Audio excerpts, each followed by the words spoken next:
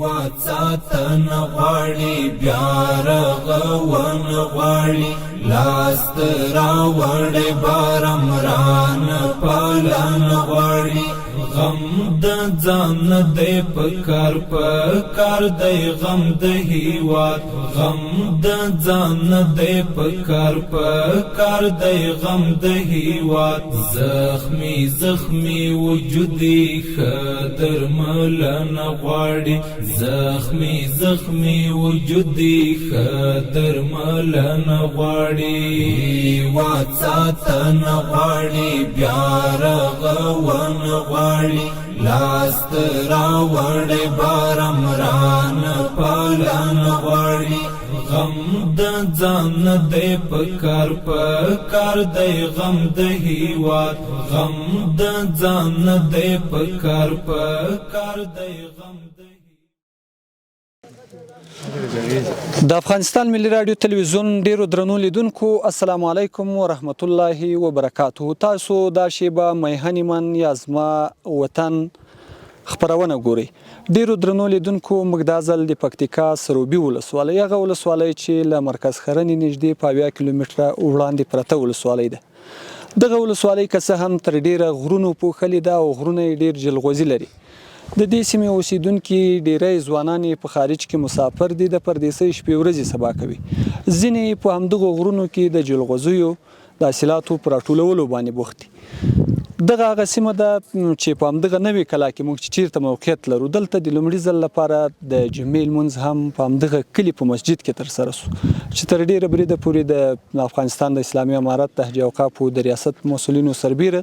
د سیمې قومي مشران او دیني عالمان ځوانان راغلي وو.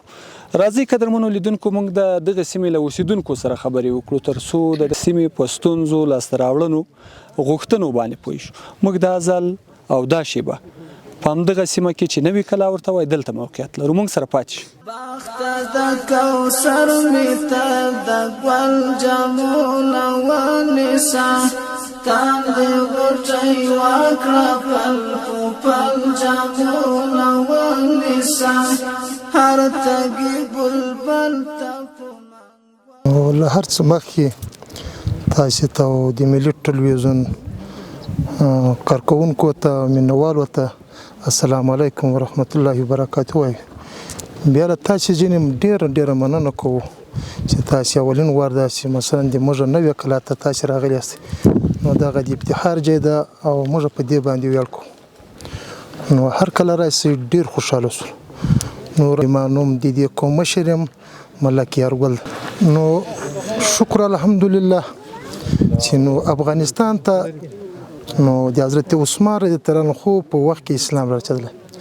بیا نو د دې کبله چې مثلا تر اوسه پورې شکر لکه څرنګه چې په عربي هیوادو کې نور اسلامي هیوادو کې د جمعې لمونځ ادا کیږي په دغه عنوان باندې په افغانستان کې هم ادا کېدو. خو د موږ مثلا یو خبره دغه واغه د مقدر او د نصیب خبرې وي چې موږ تقریبا 15 کاله له مشکلاتو سره له جنګو سره مخامخ شوو. خو اولین خبره د شکر جای دغه ده چې موږ مثلا خپلواکي ترلاسه کړله او د خپلواکي په مثلا اولین وار ده چې مثلا د خپلواکي په باره کې چې مثلا د موږ یو اسلامي خپل مثلا د افغانانو حکومت یا د افغانستان حکومت درغه له دغه وجه جن شکر ده مثلا نن د موږ په نوې کلا کې د جمعې مسجد تاسو نو ردی مخکې هم رښتیا دغه وشه مثلا دلته حکومتونه نو پیغ عنوان وسی د موږ نو پرتیو او په موږ باندې تپل شوی حکومتونه او شکرګزار چې وس یو د شي موقع مساعده سول چې وس نن تاسو راځي علما راځي مسلمان راځي ورور جان موږ هغه خلاص سره ورکو تیت پرې کو نو هغه نن ټول سره یو جیسول. او ملک صاحب دلته تاسو د دې سیمې ملک کم یاستئ دلته د قومي جوړښتونو په اړه وایستئ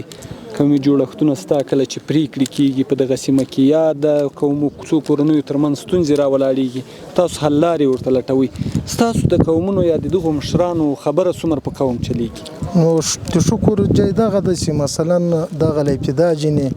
مثلا موږ ته له پلرو له نیکو جنې دغه کار را پاتې شوی ده او رښتیا سره هم دغه مطلب کار ته د مشرانو ته یا جرګو ته مثلا په ډېر درنښت باندې له ابتدا کتل شوي دي نو په هغې عنوان باندې تر اوسه پورې دغو کارو ته مثلا ډېر مثلا په قدر او د عزت په سترګو ګوري نو راځو دغه ټکي ته شتیا هم چې دغه مثلا د دغه منطقې یا د دغه ولس مشران چې د هغو کارونه د ولس دپاره دي او اندلاهي د خدای دپاره دي خو چې یو کار د اندلاهي د خدای دپاره سو نو بیا هغه خدای تعالی مخه درکوي نو پرون نو بله ورځ هم په ورګون کې مثلا یو مسله وه د قومو ترمنځ شخړه وه بیا د قرآن مجید مسله وه خو دغه مثلا د قومو مشران نو هلته ورغلو ورته کېناستلو نو موږ ته یې لاره راکړه د عزت لاره راکړله ځکه چې موږ دغه قومونه چې دي بیا خاص کر د دغه مثلا د پکتیکا د ولایت بیا د دغه ولسوالۍ یا د دغه ولسوالو قومونه چې دي نو هر چا ته چې ځي د خلکو ان شاء الله الرحمن د خیر دپاره ځي نو په خیر باوجود ان شاء الله الرحمن چې موږ چاته ورغلي دغه خیر مغوښته ده نو موږ ته ډیره په درنه سترګو ګوري موږ ته ډیر ښه عزت راکوي او ان شاء الله الرحمن هغه خپل هدف ته خدای ته رسوي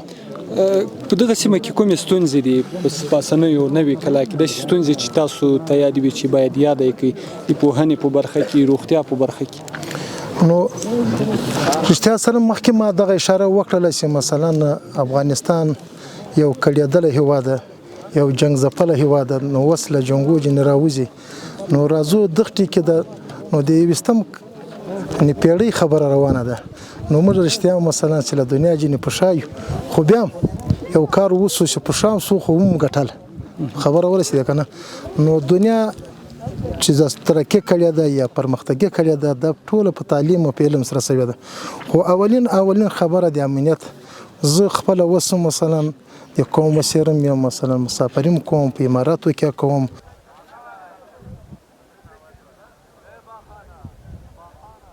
الرحمن الرحیم د تاسو د ملي ټلویزیون څخه مننه تاسو منندوی چې تاسو موږ سره مرکه کوي د دې سیمې ستونزې ډېرې دي چې یوه ستونزه د اوبو خور او د اوبو ده د منطقه شون کې له سروبي نه بالا د چګه ده په ډېره ژوره ساحه کې اوبه پیدا کېږي په 50 متره کې په 10 متره کې ګل د اوبو وي بیا هغه د شمسیانو زور هم نه ورسېږي نو دا منطقه چې دا بالکل له ستونزو سره مخامخ ده دا کلی بالکل له اوبو د کمبوتي سره مخامخ ده او دغه ځوانان چې کوم فصل هم کرلی ده دغه په د اول څړمنې باندې اوبه یي خو چې له څړمنې له میاشتو بارانونه ونه شي بیا د فصلونو ټول وچېږي بعضې ورسېږي او بعضې وچ شي نو د اوبو کمبوتي لرو که د امارت چارواکي د موږ د غږ اوري یا یې واوري او د اوبو په هغه کې په بخش کې زموږ سره مقصد یا ټویلونه یا بندونه زموږ د غرونو موقعیت ډېر ښه موقعیت ده هره کنده چې موږ ته وتړل شي او د ډیم په شکل باندې اوبو کې ودرېږي هغه د موږ کاریزونه ښه کوي کویان مو ښه کوي د زراعت بخش مې خړوبوي او په داسې حالاتو کې چې وزده چې پاتې وي سیله د چکن اوبو لرو بعضې کورونه د چکن اوبو هم په ټکټر کې وړي په ټانکۍ کې وړي د ټانکۍ له لارې نه استفاده کوي له ډېر لرې ځایه راوړي او بعضې خلک کویان لري خو هغه ډېر ژور دي د شمسیانو وس نه ورسېږي په دغه بخش کې موږ تاسې توجه غواړو او کار به راته کوئ ځکه چې تاسې به تر امارت پورې د موږ د اواز رسوئ چې موږ ته دغه کویانه یا دغه بندونه وتړي یو بند لرو خو په نیمای کې پاتې څه د شاخ په نامه باندې ده الحمدلله چې د سروبي په ولسوالۍ کې د حج اوقافو لخوا جنې په سروبي ولسوالۍ کې اته جوماتونه په رسمي ډول باندې اسلامي امارت ته ور وپېژندل شول او نن ورځ چې د جمعې دا په نوې کلا کې د جمعې لمونځ ادا سو او د رئیس صاحب هم وجود په دې کې لرو نو موږ له اسلامي امارت څخه غواړو چې د سروبي ولسوالۍ ته د نورو جوماتونو ته هم وده ورکړي ځکه موږ د علما کرام په اتفاق باندې یو فتوا صادره کړې ده چې په هغې کې د ټول شيوخ او علماء کرامو فتوا صادره کړې ده چې په دغو کلو کې د جمعې لمونځ ادا کول جواز لري. نو اسلامي امارت څخه موږ په ډیر خواهش باندې درنښت باندې هیله کوو چې اسلامي امارت له سروبي ولسوالۍ سره دغه هوکړه وکړي چې موږ به انشاءالله که خدای کول د سروبي ولسوالۍ کې به نور هم کوشش کوو چې نور جماعتونه هم رسمي کړو. نو موږ په دې باندې افتخار کوو او فخر کوو چې موږ د سروبي علما په ډیر اتفاق باندې او په اتحاد باندې دغه جماعتو ته او دغه د کوم د اسلامي امارت قوانینو ته ټولو علماء کرامو او عام ولسو ټولو غاړه ورته ایښې ده او انشاءالله چې اسلامي امارت کوم حکم صادروي هغه ته به ټولو ته دوی په هغه باندې آماده وي انشاءالله. السلام. مهرباني که د دغه سیمې د ستونزو په اړه یادونه وکړئ. بسم الله الرحمن الرحیم. زما نوم عبدالحکیم سمسور ده. ما خپل هم لیسانس پورې زده کړې کړې دي. همدې کلي لیسې نه فارغه شوی. همدې کلي لیسې برکت و چې ما په شمول باندې ډېر زده کوونکي طب پوهنځي نه، کمپیوټر ساینس نه، مختلف پوهنځي نه فارغه شول. همدې لیسې همدې خلکو همدې علماو همدې مسافرو برکت و چې موږ ته د زمینه برابره کړې. دوی پیسو باندې د دوی په کومو مرستو باندې موږ ته ډېر لرې ځای پورې ورسېدو. نورې خبرې اوږده ومنه هغه دا چې د سیمه موږ ته ښه معلومه ده او دا جغرافیه موږ ته ښه معلومه ده چې همدې کلي همدې منطقې اوسېدونکي یو، همدلته استوګن یو. نو څلور عمده ستونزې همدا کلی لري ځکه چې کلی ډېر لوی ده او پراخ ده.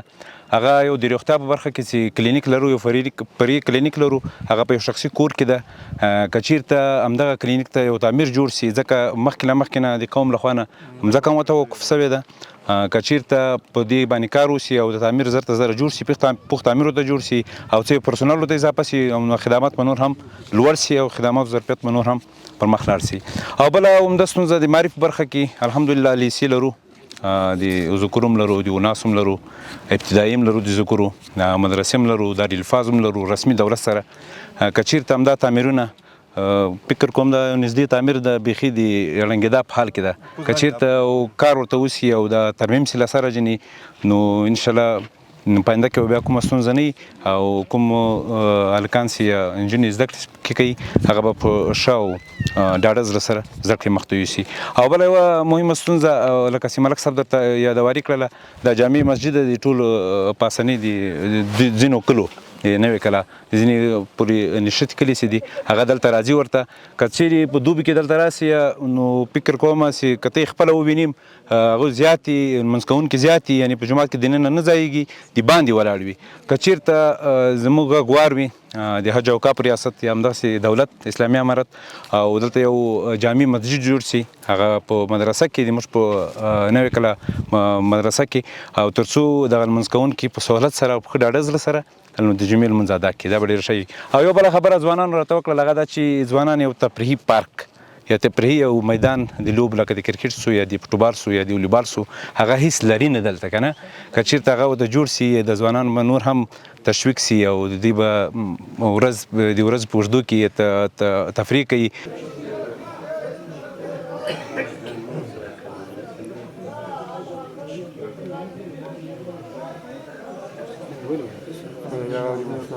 مهرباني تاسو که خپل نوم واخلئ او د دغه سیمې ستونزې یادې کړئ او هغه څه چې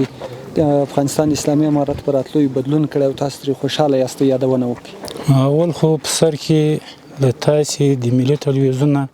همکارانو نه مننه. ورونه د ما کور ویستل شوی ده، میلمنخانه مې ویستل شوې ده، ځپلې ده، د مې جوړه کړله په ډېر مصارفو سره. نور حساب دغه ده چې اوس موږ دومره خوشحاله یو له الله تعالی جنې لکه الله تعالی رحمتونه چې دي. بعد دې خبرې جنې چې اوس دلته ډېر راحت راغلی ده، ستونزې حل شوي دي الحمدلله. یو حکومت ده، یو اسلام ده، یو بیرغ ده. تر دې نه زیاته خوشحالي موږ نه وینو. نور مشکلات خو چې دي لکه د درس په باره کې چې د غټې ساحې کې تر 12مه پورې خو الحمدلله لرو او مدرسه لرو، علما لرو. او دغه تاسې پوښتنه وکړه چې دا صحیح 12 کاله مخکې دغه جومات د جمعې په نام باندې خلاص وویل چې په دې کې هر ضرورت حل کیږي، دوکانونه شته، کسابي شته، نور شیان چې دي چې کوم ضرورت قوم ورته لري هغه شته. نو په دې باندې ملایانو په دې باندې فتوا وکړله چې دغه جومات د جمعې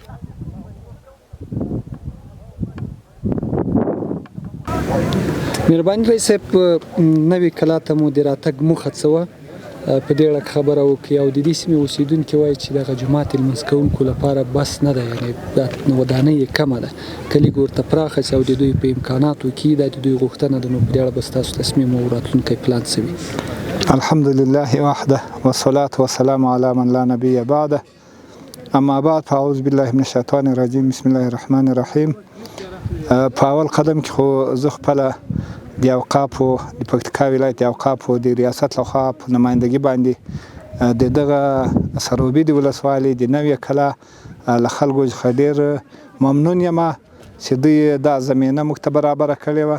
چې نن د جمعې د لمانځه لمونځ دلته موږ ادا کړو. له دې خلکو له شیخ صاحبو له د ټولو علما کرامو له قومي مشرانو موږ ډېر ممنون یو او ډېر ځینې خوشحاله یو. په دوم قدم کې د دوی څه غوښتنې دي موږ به حتی الوسه کوشش کوو له وزارت سره به په رابطه کې یو چې دې ته زمینه برابره شي چې موږ له دوی سره د دغه مسجد